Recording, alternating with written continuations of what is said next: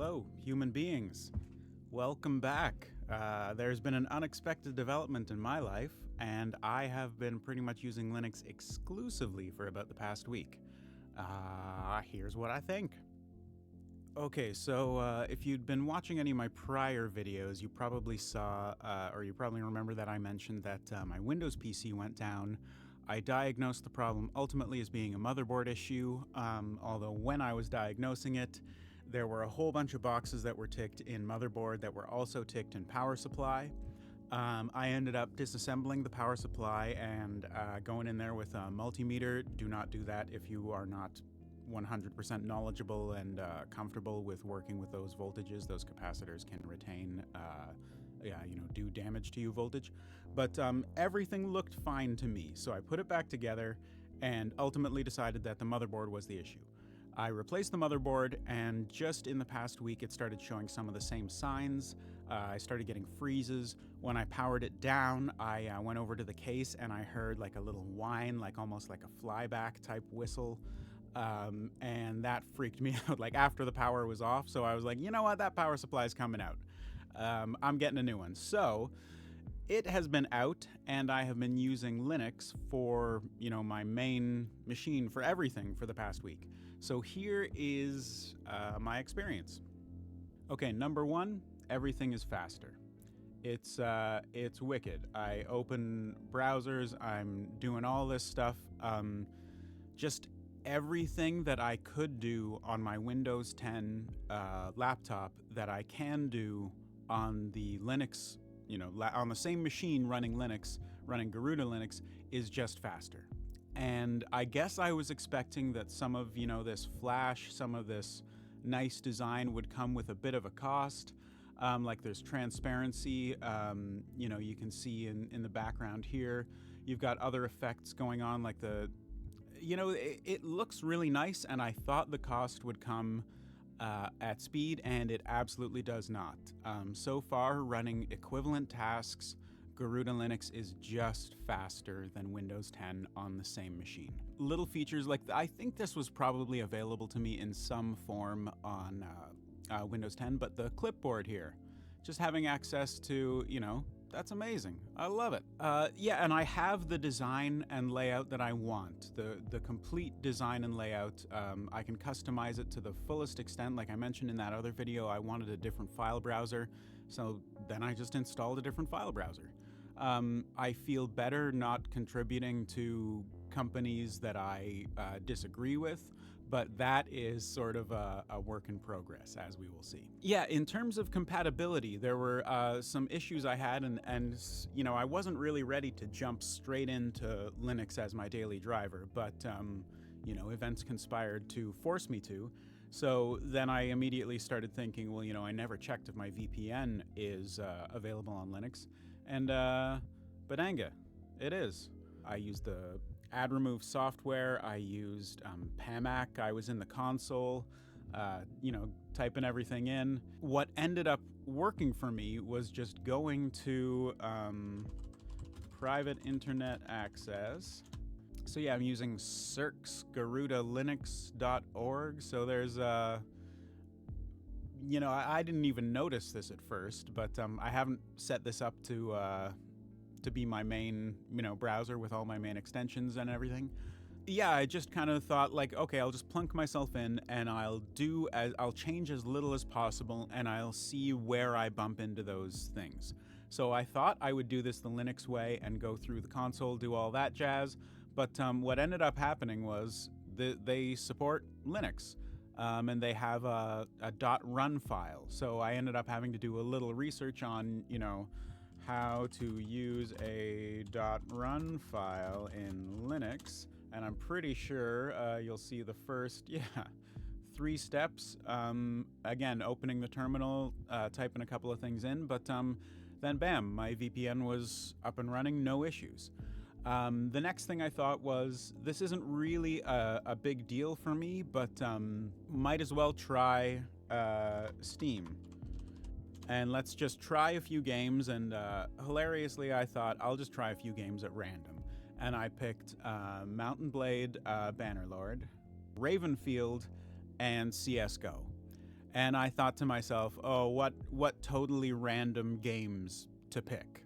Little did I know they're all officially supported on Linux. So when they opened up and ran, I was, my mouth's hanging like, oh, this is great.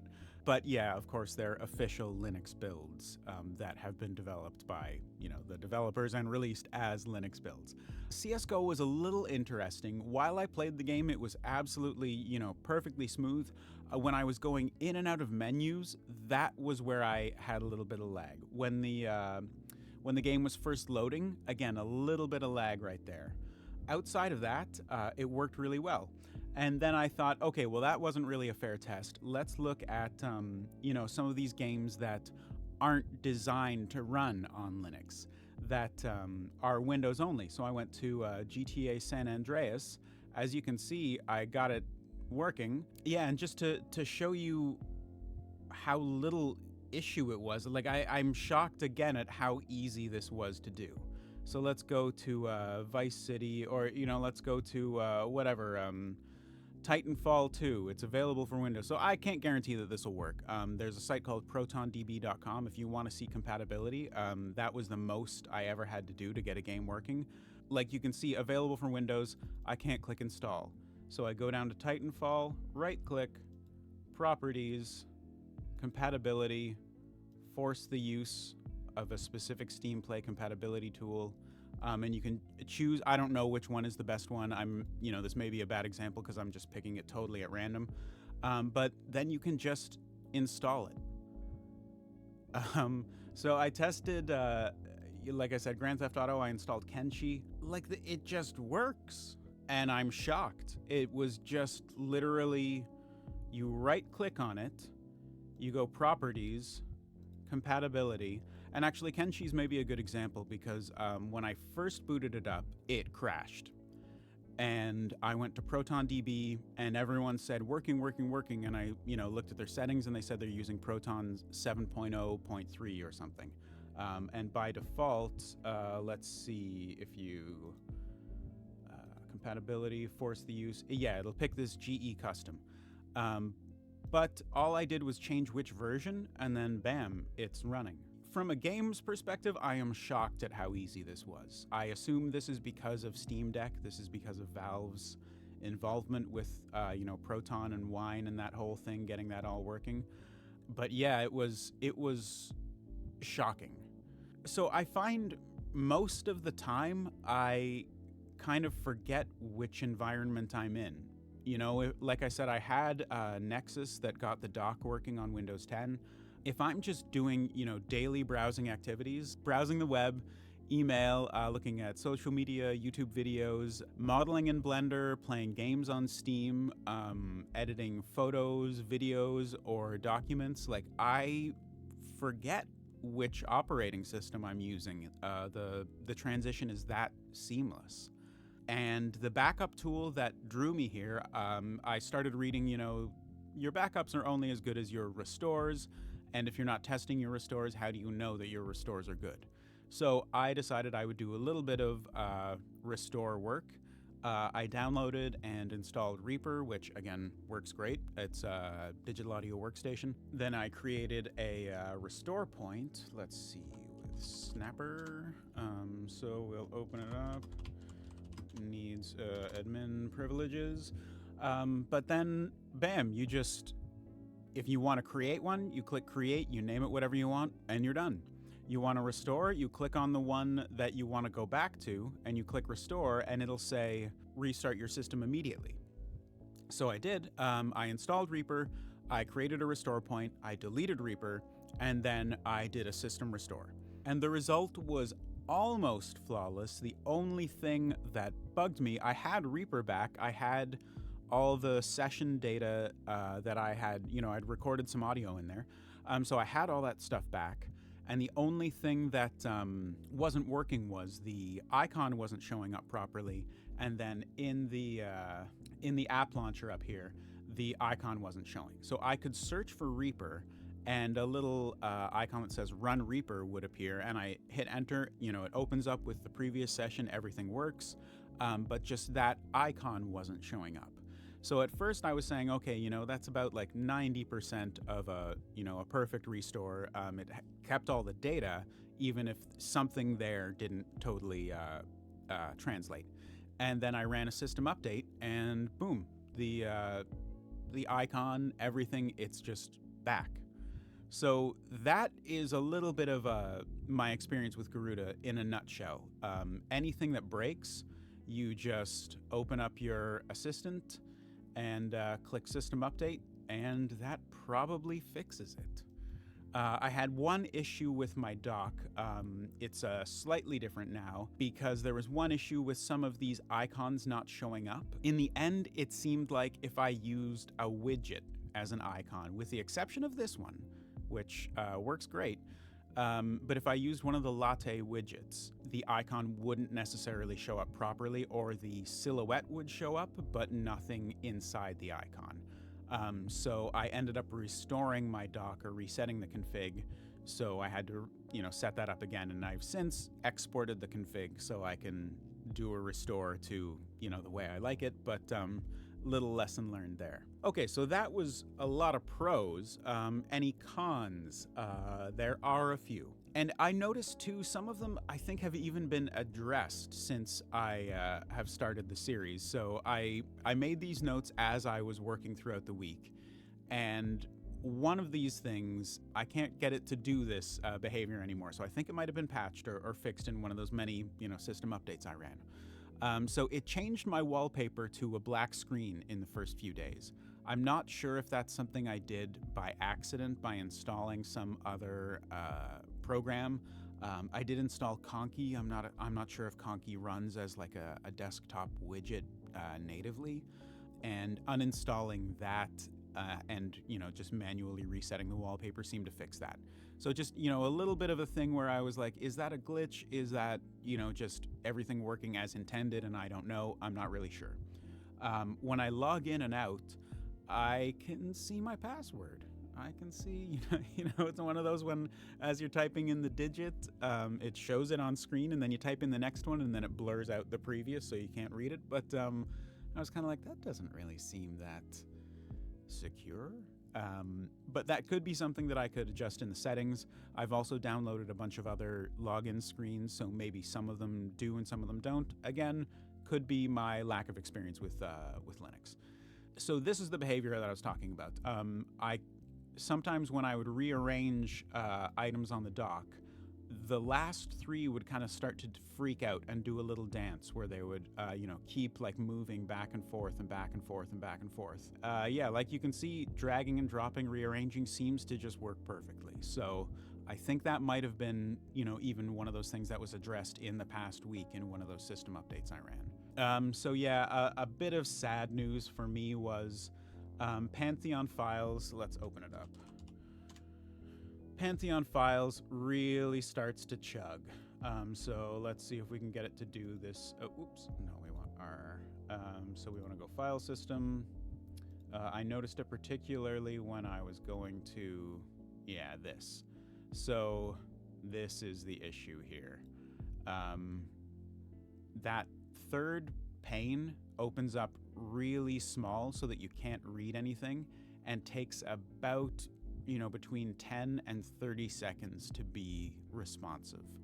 So I don't know why that, if that's a glitch or if that's a specific design choice that they made to have the third panel open up smaller, but it was just a killer. So this is, the killer feature of the Pantheon file browser is having access to this visually, which I really appreciate. Obviously in Dolphin and whatever, you can read the full folder, full file path at the top. You can have that as a setting. But I just really like to see this visually, to be able to click on these, to be able to click on, subfolders, subfiles, etc., to be in this, reading this, and still have access to this at a click. But yeah, that like 30-second load time for the third column, like as you can see, it's working perfectly now.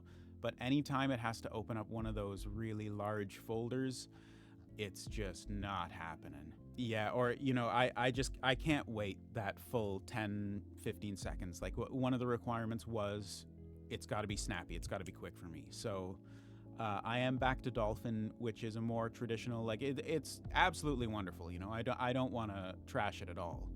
The only thing it lacks is that paneled view, or the column view, I should say, because you can split it and have two different, but it doesn't follow the same way. It doesn't lay out the same way. So I wish it worked better. The biggest issue, the biggest glitch that I've noticed so far is when I'm plugging and unplugging the HDMI cable, when I'm using the laptop as just the computer but not the screen and using an external monitor, that's when I'll have weird issues, weird glitches. And again, unplugging them, plugging them back in tends to solve them. There's one that I've noticed where if the computer is closed, if the laptop is closed, I have it plugged into an external monitor and it goes to sleep, that will cause a restart. So that is, I assume a bug, and those are the conditions under which I recreate it. That's been really the only issue, and if I leave the laptop screen open, then waking and sleeping works perfectly. And so I guess the final con is really an overall Linux thing. So I guess I'm just encountering the barrier of ignorance coming into Linux. Sometimes I'm not sure if I should be using Octopi, Pacman, Pamac, Garuda Assistant, if I should be looking something up on the AUR or the chaotic AUR. Add or remove software is Pamac, and I don't even know if you can use Pacman. This is just, it's something that I can resolve by going to the wiki, but the similarity between names and the whole volume of stuff that I need to kind of learn and remember, not getting into all the terminal commands that I haven't learned yet. It's pretty daunting. It's one of the things that I knew coming into it would be an issue as a transition, but I'm right at the beginning of that learning process, and so this is the point at which, I'm looking at this and it's still a big wall, and I haven't, I've barely started to climb it, or it's the 1,000 steps and I've only taken the first one. It's a lot to deal with. Pairing with this is another con that I ran into, and this is particular to audio, but it kind of dovetails with the whole open source nature of Linux. As a Pro Tools user for many years, Pro Tools was locked down with two forms of DRM, I guess. It needed to use an iLock, which is a USB key that controls, licensing information, and it had to use particular hardware that was manufactured by the company who made the software. They since removed that, and you just need this external key to work with it. And that is not unique to Pro Tools. That iLock system is used by a lot of developers of virtual instruments or audio software. There's a lot of stuff that, as an audio professional over the years, I purchased, and I would purchase the license to, and I retain the license via this iLock, but yeah, now that I'm coming to Linux, it's like, well, it's DRM, it just doesn't work. Like, I guess there are ways to get around it, but there's no native support for various reasons. That is an issue that is, it's a plus and a minus, because then you're working with open source, you're working with people who want to share their platform, etc. But it also comes back to that then issue of everything that you need to know. So for instance, when I wanted to work with audio on a Mac, what I needed to know about how the Mac specifically handles audio was that I needed to click on something called Core Audio. And it was pretty much the only option, and it worked perfectly, so there was no reason to ever, question it or work around it, whatever. When I came to Windows, I was like, okay, so there's ASIO, there's ASIO for all, there's Wasapi, there's MME DirectX, there's Realtek drivers. Okay, what is what and what, it took me, not too long, but a couple of minutes to sort of sort through what they all are and what they work for, what they're best suited for. And then when it comes to Linux, I am again having a little bit of a head spin because I'm encountering Jack and ALSA and Pulse Audio and Pipewire, RTCQS, WinASIO, Thread IRQs, RT kernel, CPU frequency scaling, performance mode, swappiness, tickless kernel, root user, audio group, high resolution timers, Spectrum meltdown mitigations, and I'm going, okay, like, yeah, I have a lot of learning to do. That is, I guess, it's kind of a pro and a con because I have access to all these things. I have access to all these resources. My experience of using Linux native audio apps has been fantastic. Like I said, it's right in line with all the other stuff. It runs better and faster on the same hardware. So going from Windows 10 on my laptop running Reaper and recording a session to running Reaper and recording a session here, it just seems faster, and that's great. But for something like Ableton, where I have most of my experience, where I would really love to use that, I have to kind of dive into the weeds because it's not officially supported, so then I encounter all those things. And again, it's a great thing that all of those resources are there, that there are people who have put all the time in to develop these things and to document them and, put them out on forums and have other people, asking the questions that I need asked and answered. But it is really daunting to have that volume of information in front of me. So, should I just walk away from all of these things and focus on the Linux specific apps? That's a whole other question for me. And that, I guess, is why I put all this stuff in a con and not just, a learning experience. There was also a little bit of weird stuff. I couldn't sign into Netflix for a few days, and it kept saying wrong password, and I was going, no, it's not the wrong password. I can sign in on another device and view my password, and I can tell that the email and password are exactly right, but it just wouldn't sign in, and then one day it would. I don't know what I did, but it works. So I guess I'm not complaining. And then a similar issue, I started with VSCode, and I wanted to get Bippy Autocomplete working. So I used the same method that I used on the Windows machine. I added an extra path, and just did not work.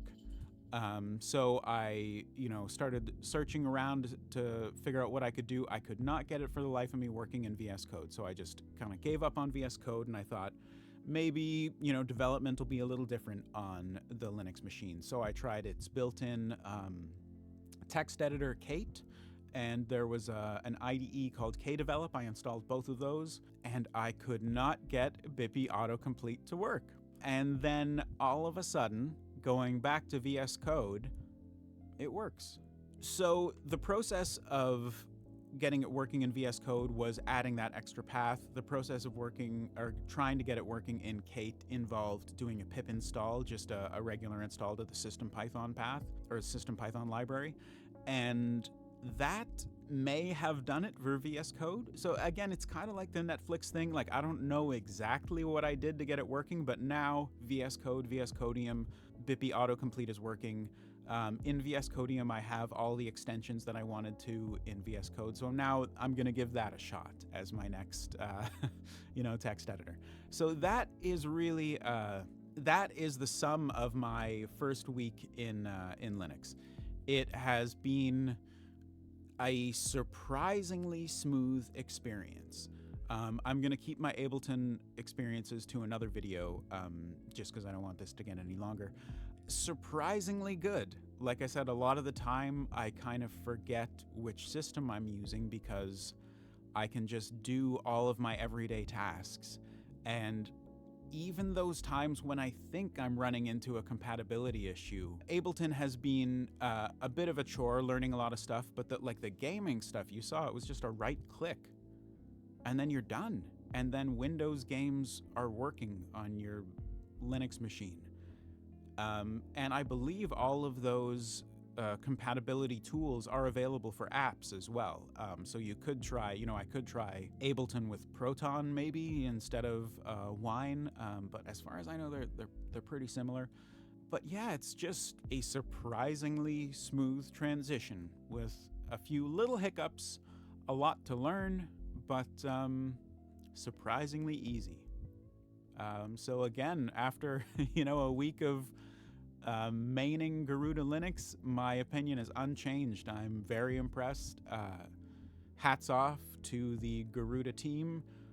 Whoever is putting this together, I should get, figure out how to donate something to you because you are doing really a phenomenal job. I'm very impressed and a very happy Linux convert. Okay, see you guys next time.